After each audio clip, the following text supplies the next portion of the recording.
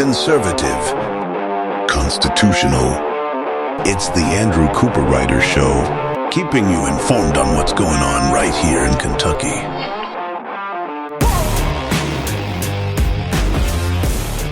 Hey y'all, Andrew Cooperrider here, Andrew Cooperrider Show. I'm going to skip my longer intro. We've got an action-packed full day.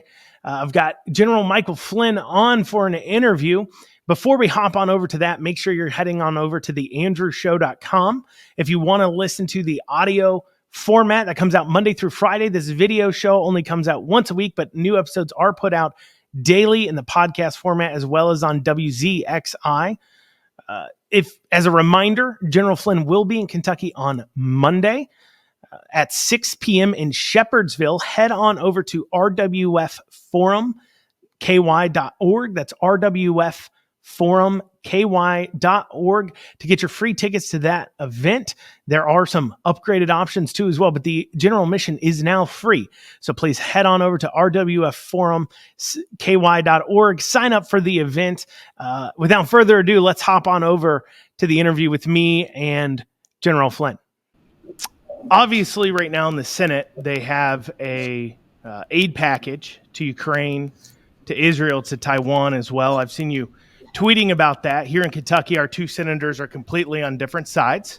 We got McConnell, the big Republican pusher, Rand Paul, the one taking a stand against it with this long filibuster just ended. But what is your take on the overall aid package in general? I know you're against, obviously, the Ukraine war, but as far as aid to Israel, aid to Taiwan? Well, I mean, so first of all, appreciate you bringing me on. And, in terms of Mitch McConnell, because your show is in Kentucky, correct? Yeah. Your audience?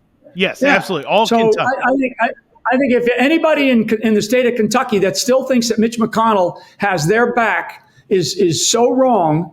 Mitch McConnell needs to resign immediately. I mean, this guy is trying to do things in secret instead of being very public, which is supposed to be as an elected official. He needs to do things in public, in the light of day, especially with everything going on in our country today. And it looks like Mitch McConnell is trying to hide what really amounts to an action against the best interests of the United States of America. There is clearly no good reasons to continue to fund the war in Ukraine. I do think that the Middle East package, and when we say package, what does that mean? We're talking about billions of dollars that are continuing to go overseas when we have so many problems right here at home. Never mind the border invasion, the amount of fentanyl that's killing Americans to the tune of hundreds of thousands on the streets of America, killing and wounding. And we have homeless veterans in our country that still can't get a place to sleep at night. I mean, the amount of money that we're spending overseas. And so frankly, Mitch McConnell, and your audience, I'm sad to say, has a person in the United States Senate who is the head of the Republican Party in the Senate that frankly should be recalled. And there's ways that they can do that, but the Senate needs to start that action. So I'm against anything right now that is not in the clear interests of the United States of America and are clearly outlined by the current president of the United States. So if any of your audience is waiting for the president of the United States to give what I've called for is a State of the Union to outline the objectives for the war that we're engaged in Europe, the war that we're engaged in the Middle East, the war that we're engaged in on the border, the war that we're engaged in major swaths of Central America, particularly down in the places like the Darien Gap, and the war that we're engaged in the Pacific. We have yet to hear this president say anything about that. Mitch McConnell appears to be either in his pocket or in the pocket of the large military, industrial, and security state complex. So yeah, you want my opinion, or you want my judgment on where we need to be for your audience? We need to be taking care of America first. We need to be taking care of this country first. That the billions of dollars that we're sending overseas, we might as well throw it in a bathtub, throw some gas on it, and light it on fire. because it is totally worthless. So that money that will go overseas will go into somebody's pocket or many persons' pockets, plural. So yesterday you retweeted a JD Vance tweet about how in this bill there is a like a landmine for Donald Trump, leading to impeachment should he be elected. Could you expand upon what that is and how that would work? Yeah, so people can go to at those that are on X, those of your audience that are on X, they can go to at Jen Flynn and scroll down to where I specifically talk about this. Senator Vance, a senator from Ohio, good man, and former military guy, good man, good senator. He's in there fighting. I think he's not completely tainted yet. I mean, everybody's got to look at where all of our political elected officials' money comes from. J.D. Vance, Senator Vance from the state of Ohio, he discovered in reading this horrific bill that there is a sort of a nuclear bomb, if you will, inside there for whoever becomes the next president of the United States, because clearly the left, believe that there is a chance that Donald J. Trump could become the next president of the United States, because of course he's leading in all the major polls, not just in the Republican primaries, but he's leading in all the major national polls against Joe Biden. And nobody thinks that Joe Biden's even going to run for president again, even though we continue to hear that out of parts of his camp, but we've heard it less and less. So I don't believe he's going to run against Joe Biden if we have an election. So this bomb that's inside of the bill basically allows Congress, if they want, to impeach this president, impeach a future president, if they don't follow some set of rules that the legislative branch, in this case, that the U.S. Senate is slipping into this bill. These are the kinds of things that are done in the cloak of night, right? In the secrecy, in these backroom deals. And this is why, like some people like Mitch McConnell, Nancy Pelosi in the past says, we got to sign these before we read it, right? No. I'm glad that Senator Paul from your great state, he's read the bill. I know Senator Johnson from the state of Wisconsin, he's read the bill. I know Senator Vance has read the bill, because they're bringing up these issues. And again, what anybody needs to do is just go dig into where their money's coming from. And more than likely, it's coming from either the military-industrial complex, or it's coming from the security state complex, or it's coming from places that have some benefit that they are going to get if this bill is passed. And if Speaker Johnson doesn't kill it, and I mean kill it like nail it dead to the wall, and not let this thing go forward, then Speaker Johnson's going to find himself out of a job, I believe, because we just can't have these kinds of egregious bills that are being passed by people in Congress. And this is why, for your audience, this is why people have to get out and vote. That's why you have a Democrat for a governor of the state of Kentucky right now, because voter turnout, because people, frankly, and excuse my Irish, don't give a shit about voting, and they go, oh, politics, my vote doesn't count. Well, it doesn't count if you don't vote. It clearly doesn't count if you don't vote. We cannot have votes like what we had in that state and in many other states where the voter turnout is like less than 40%.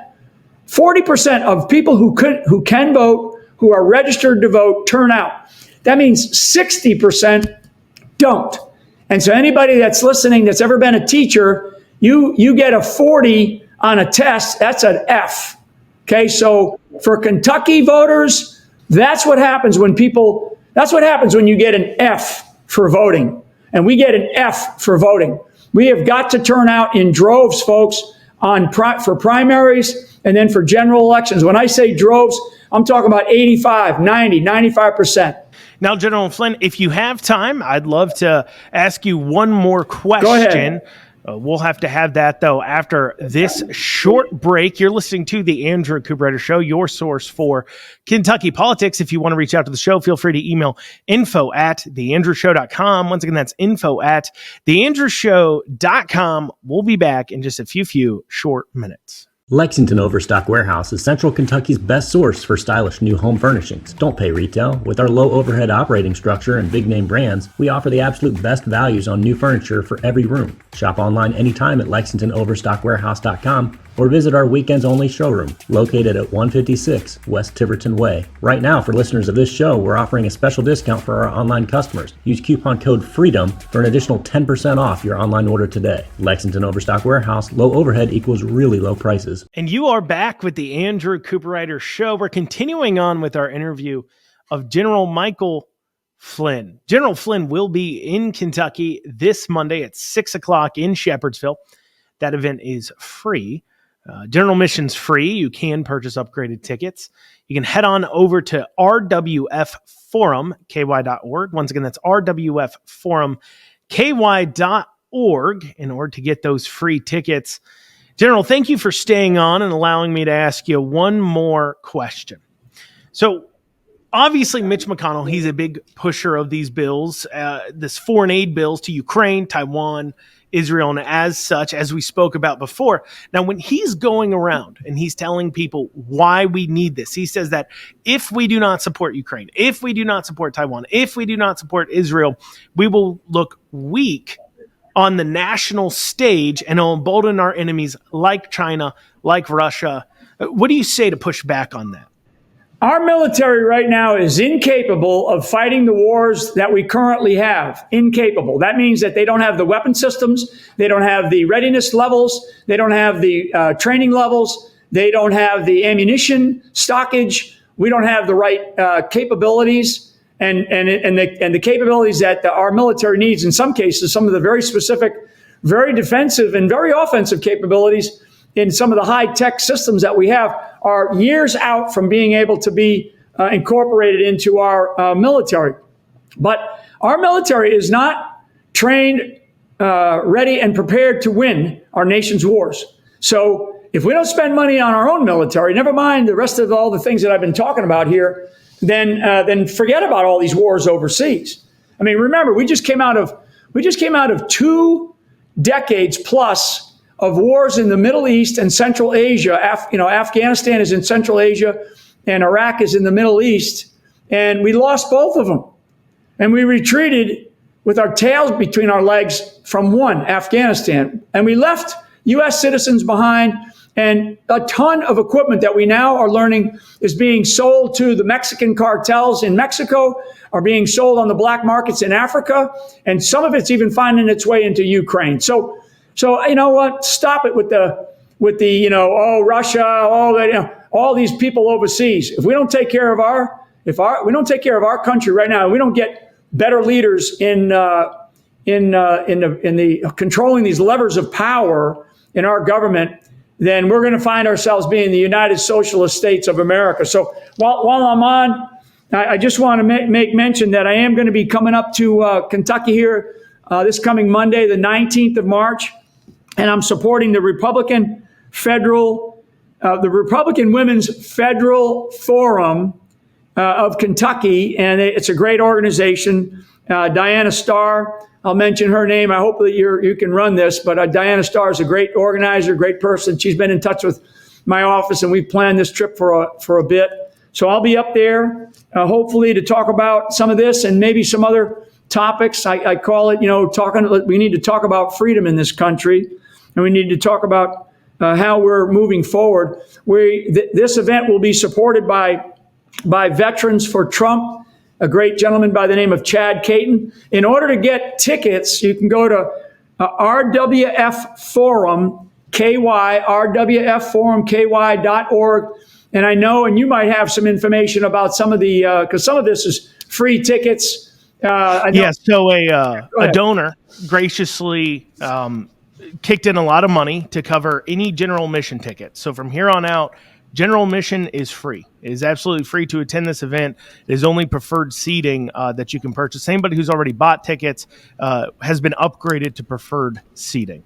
Yeah, good. And with preferred seating, I do these fairly often. I mean, I love doing it. Preferred seating means that you'll maybe I think if the way they set it up and organize it will get a chance to meet, take some photos and stuff like that. But I love people, and I'm very much looking forward to coming up there and speaking on behalf of really this country and myself. And for my background, I mean, people can go look me up. They can say what they want to say about me, and they can believe me or not.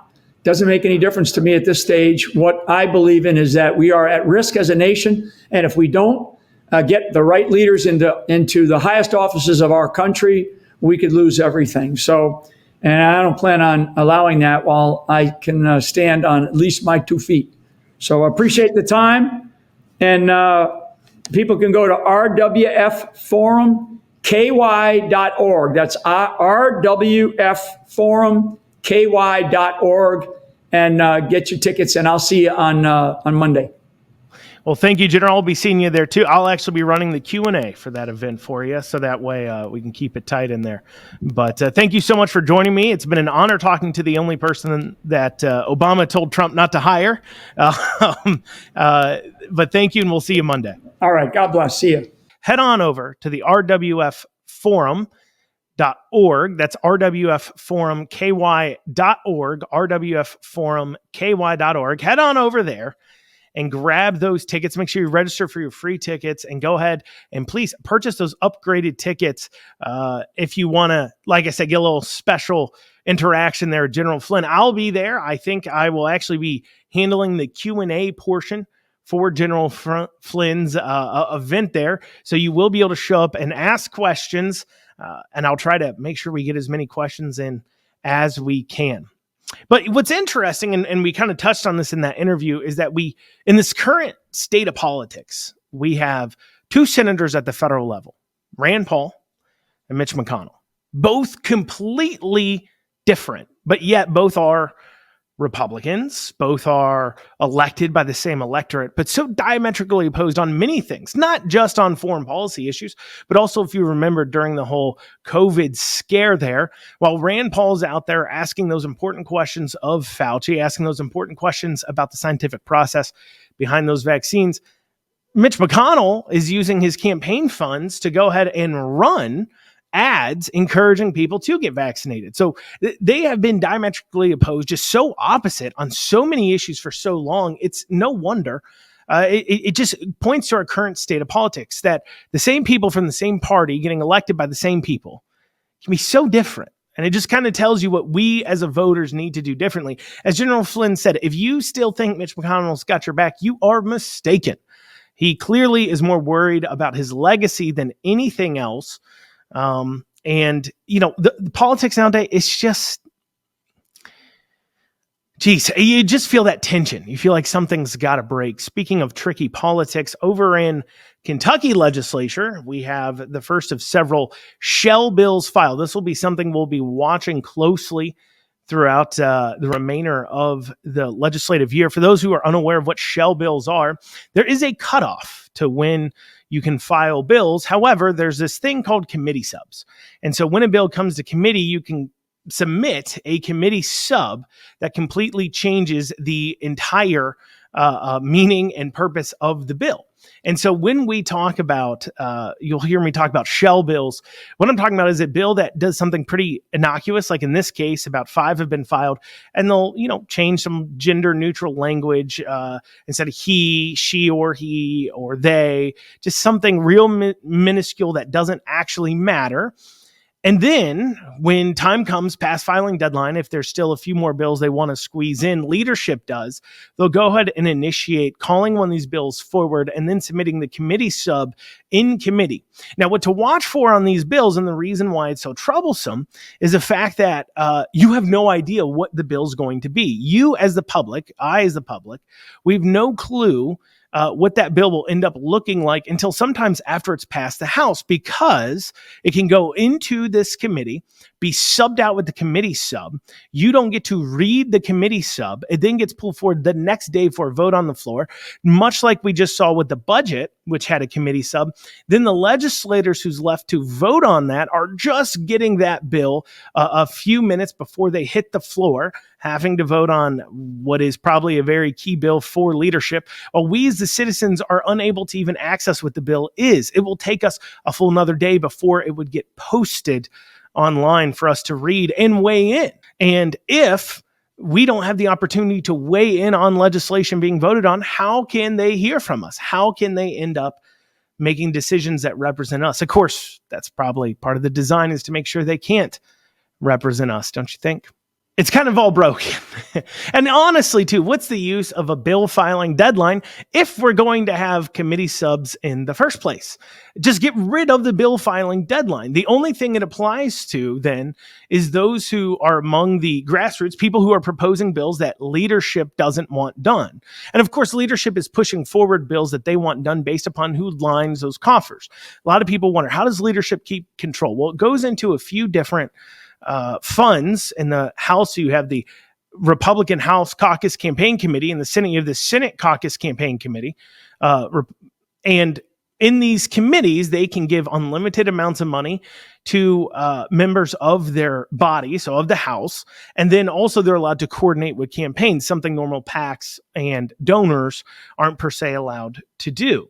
And so their control over that, which leadership has control over, is how they can control the votes, how they can control what people do.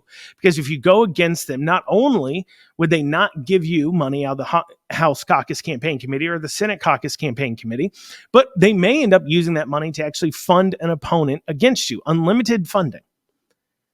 And that campaign coffers, the thing that makes them keep control, that gives them power, is funded by big donors, corporations, people who want to see payoffs for their donations. But they're not really donations, as we say so often, they're investments. You see, it's a cycle. House leadership, Senate leadership wants to remain in power. They want power. They want people to do what they tell them to do. But in order to do that, they need to have control over money. In order to have control over money, they have to do the bidding of the corporations. And it's a cycle that continues on and is continuing to destroy everything our government was supposed to be. Well, coming up after this, we're going to be digging into a few comments by a Democrat House rep out of Louisville last week, made some comments on KET, but that coupled with a recent bill proposed by a Republican senator points a pretty bleak future for our children and for the future of families in Kentucky. We'll be going over that after this short break. You're listening to The Andrew Cooperrider Show. Listen up, my fellow business owners. You need to get your cybersecurity and IT support under control. Reach out to the folks at Amston today. Call 859-300-0087 or visit amston.com. It is no secret that cyber attacks have become a constant threat, and you need to make sure that your organization is protected. Amston has over 30 years of experience working with businesses and governments alike. Call 859-300-0087 or visit AmstonAMPSTUN.com today. And you are back with the Andrew Cooperrider Show, your source for Kentucky politics. Recently in KET, we heard a Democrat representative out of Louisville. She's currently working on exiting the House, running for city council in Louisville. I guess that's a job she'd rather do. After all, she can do a better job of inflicting her extreme liberal beliefs on people there, where liberals continue to run that city. But she went on a little bit of a tirade that she's very proud of. She has pinned this onto her Facebook page. She's shared it. She's very excited about what she's done here. And so let's take a look at this short clip here of Josie Raymond telling us what's really, really important to her, and telling us all that if we're not willing to spend hundreds of millions of dollars on all kinds of boondoggle things, well, we are just awful people. Let's take a look. When it comes to this issue, when it comes to childcare, when it comes to the burdens that we put on mothers in this Commonwealth, there are ideological differences about fiscal policy, yes. There are also, frankly, some really jacked up ideas about the role of women in society, right? You have women at work serving an elected office voting to make it so other women can't go to work. Right? You have women voting saying only wealthy women can go to work. You have women saying only women whose own mothers can watch their children can go to work. Right? And so we need to really name it. Anti-childcare is anti-woman. So there's a lot in there to unpack in that short 48 seconds. So obviously she's going off because she doesn't like the fact that our Kentucky state budget doesn't give enough of your money to people who've decided to have children. And I think that's a very incredibly important thing we have to ask ourselves. I understand this concept we have as a community that we feel like, well, you got to take care of the children, using that as a cudgel to obviously get in place the kinds of policies that so often that we see socialist kind of communist policies. They're all our children. We all have to take care of them. And it's very difficult to say this, but it is true. They're not all of our children. They're your children that you decided to have. And basically every single case, unless a rape was involved, which is a very minuscule amount, despite how much Democrats want to make a big deal about it, you decided to have a child. I mean, in there, she said, we put on mothers. Who's we? Who is we? I'm not there. Sure, I have a child that I take care of. I haven't put anything on his mother. I take care of the child in the sense of, making sure childcare, everything's taken care of. I don't turn to society to take care of it. Who's we that put it on mother? Who are we? Are we out here making rules and laws demanding that you have children? Is it not your own decision to have children? I mean, is there no self-accountability here? And to say, well, if you're not willing to fund childcare, you're voting so women can't go to work. We have women out here voting so women can't go to work. Where has there been a law that anybody's voted for that say women can't work? And more specifically, you're saying that women who are single moms can't work. That's more specifically what she's saying here. Why? Because if a woman is not a single mom, it's not on her that she's deciding that on society that voting for her not to work. She has decided not to work. A husband, a wife, have a child. If they need to live off one income, the wife could work and the husband could stay home. No, that's something they're choosing to do. So really what we're talking about is you're voting so single moms can't go to work. If you're not willing to pay thousands of dollars a year to a woman because she had a child, well, obviously you just don't want her to work in the first place, do you? It was her choice to have a child, but now you, of course, have to pay for it. Only wealthy women can go to work. What are you talking? Only wealthy women can go to work? What are you talking about? Who took that vote? Is there some bill I was unaware of that has come down through our house that's been voted on that said you have to make at least X amount a year as a woman in order to be allowed to go to work? No, that of course isn't it. Anti-childcare is anti-woman. Well, first off, I would pose a question to Josie that I think she'd have a hard time answering, which is, what is a woman? I mean, she probably can't even define it. But yet she does know that if you don't want childcare taken care of, well, you're anti-woman.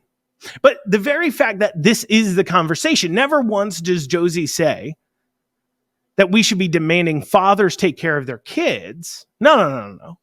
It's on us, the people, to do it. And really, it's this constant system and setup that is continuing to create this very awful situation we're in. We're destroying the nuclear family. We are encouraging women to have kids out of wedlock. Look at the system right now, okay? Look at how it operates. You would be a fool. So let's say back in the day, when probably many of you grew up, when you had a kid with somebody out of wedlock, you did the right thing, right? And you went and got married, and the father took care of the family the way they were supposed to. And the woman could choose to stay home. She could also go to work. Now, there's a lot of conversation here about women going into the workplace is probably the worst thing that's ever happened for our economy. For those of you right now clutching your pearls, I'm not saying per se the shift of saying we didn't honor the fact that women choosing to stay home is honorable. It's one of the biggest things to do for society. No, we said women have to go to work. Or we could have said something even more remarkable and important. Maybe instead of saying and pushing two parents to have to work in the household, saying, hey, maybe fathers can stay home. That's okay too, if that's your decision. But no, instead as a society, we didn't say, hey, women, men, either can work, but one person needs to stay home and make sure they're raising the kids. It doesn't matter who it is. Instead of saying that, we said, no, we have to have two incomes in the household. And that two incomes in a household has done some of the biggest damage to our society as a whole for several reasons. And it's not just me who says this. You know who says this? Elizabeth Warren. She actually wrote a book called The Two Income Trap, that when women started working alongside of men also working as a commonplace and to be expected in society, what started happening is the explosion of costs and expenses has skyrocketed because obviously market expands to demand. Something costs as much as people are willing to pay for it. And the more money in the household, the more expendable income you have, the more you're willing to spend on things. There's nothing wrong with women working, but the problem is that by creating a society where households have to have two incomes, we are doing a giant disservice to our children, and we've made it to where you literally can't live off of only one income. But instead of acknowledging that and acknowledging the damage that kind of feminism, like I said, is there value in saying, hey, maybe men can stay home and raise kids and women don't have to necessarily all be the ones staying home and raising kids? Maybe. We can have that debate. I would say that some maybe would choose that. You're ignoring a lot of natural wiring of both men and women in the process, but I'm sure as we look at a whole, there's probably percentages that would rather switch places. That's okay. You live your life, I'll live mine. But society pushing two people to work. And so that's how we've created where you can't live off one income. You need all this extra help if you try to. And we've incentivized it. I mean, like I said, you would be a fool to get married if you had a kid right now.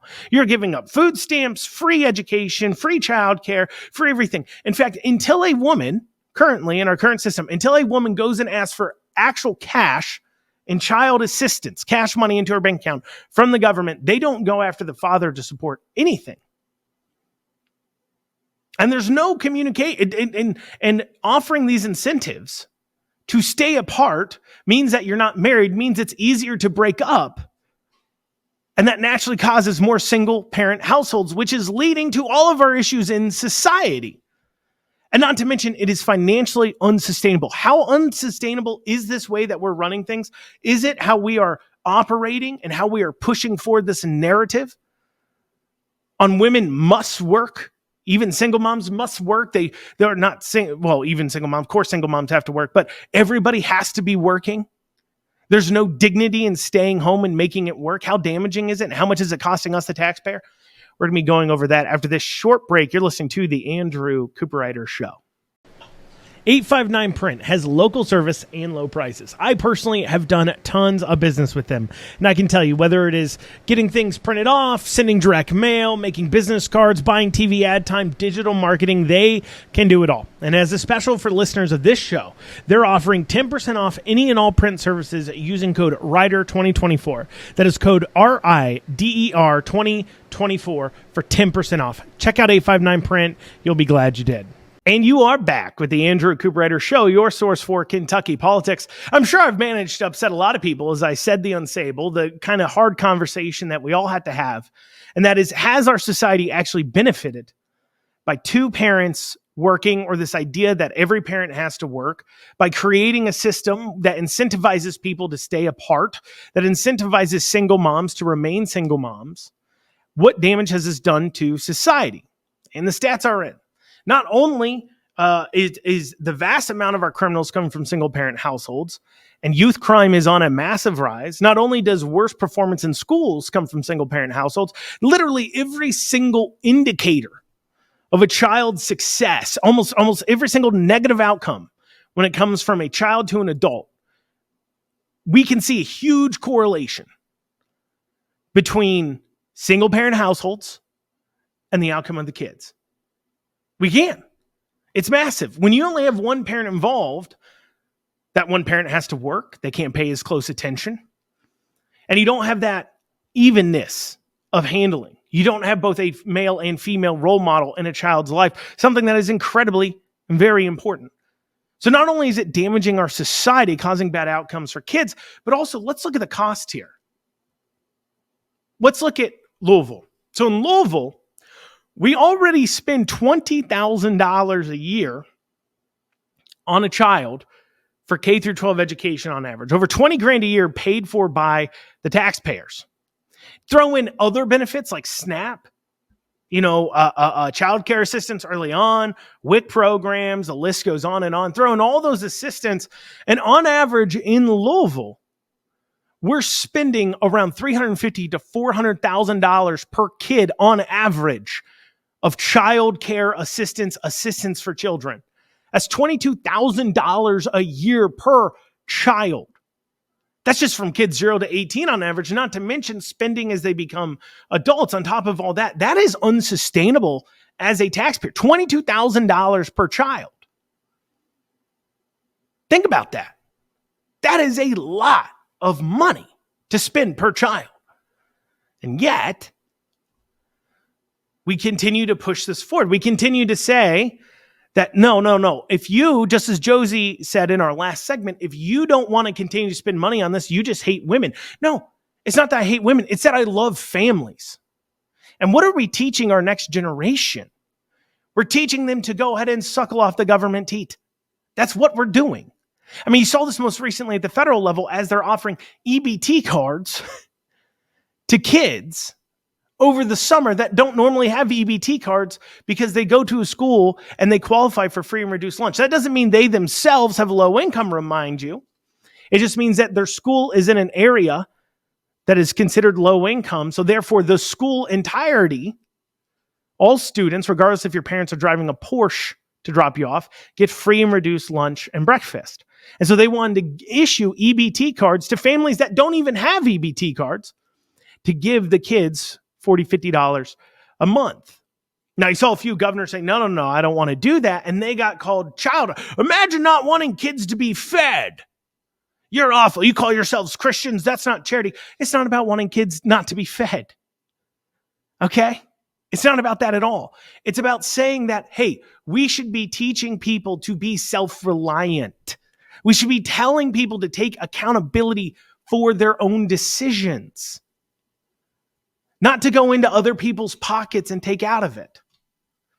Now, obviously, as I showed you, this was a conversation from a Democrat going just ham, saying if you don't want to spend all this money, all this spending on kids, well, you're just awful. You're anti-woman. You've decided women can't work. That's what she said. She said, you're literally voting that women can't work. So you'd expect at least conservatives to push back and say, no. This is crazy stuff. We need to stop encouraging our citizens to exist off the government. We need to stop creating hammocks, but instead hand-ups, right? Not handouts. We need to get them on their feet so that way we can go ahead and allow and get our spending under control, because this is unsustainable. So you think conservatives would be pushing that at least, or at least not buying into this kind of rhetoric that you're anti-woman if you don't fund this? But you would be mistaken, because we just saw Senator Carroll file a bill putting $300 million into childcare, extra childcare assistance, or as he said, early childhood education, caving in Bashir's universal pre-K talk. We saw him file that bill, and at least you think it's DOA. The KY Senate GOP retweeted out articles about him posting that, clearly indicating that they somehow favor this type of action. $300 million. Now, I've talked about how this destroys society, but you ask, Andrew, why are people funding this? Why do they think this is a good idea? Let me tell you why, and this is really dark. This is dystopian, okay?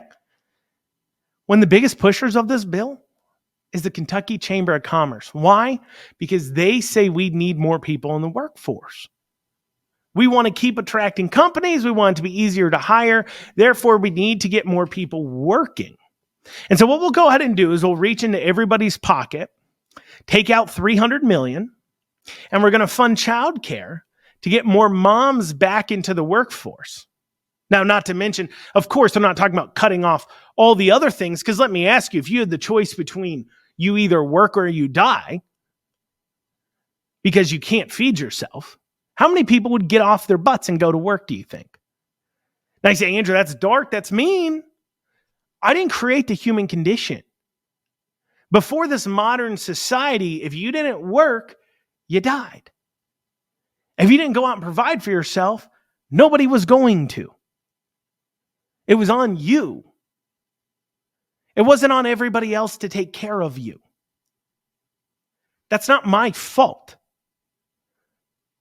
That is how we've been made. That's design. That's how literally every single animal is in the animal kingdom. You can get mad at me for speaking the truth, but it is the truth. But instead of cutting off all these other things, they say, look, we're just going to go throw another $300 million into childcare. As if that's the thing. Oh, no, we're going to continue to incentivize and pay you to basically not work. We're going to continue to pay single mom. When I talked about like the way it's set up now, you're a fool to get married if you have a child. Let me explain this, okay? You're a single mom. You can go out, you can get free childcare, free college education, food stamps, WIC, free child assistance. You can get all this stuff free. And then on top of that, oh, by the way, you can be living with this whole time your boyfriend who's the father of your child who's making $150K a year. And you think, what, suddenly because we provided $300 million more for childcare? Well, that's going to be what gets people into the workplace, let me tell you. Well, how are they surviving now if they're not working? How are they doing it? We're not seeing mass amount of single moms and babies dead in the streets. It's not like they're going hungry. It's not like they're living out there homeless. When's the last time you saw a homeless child?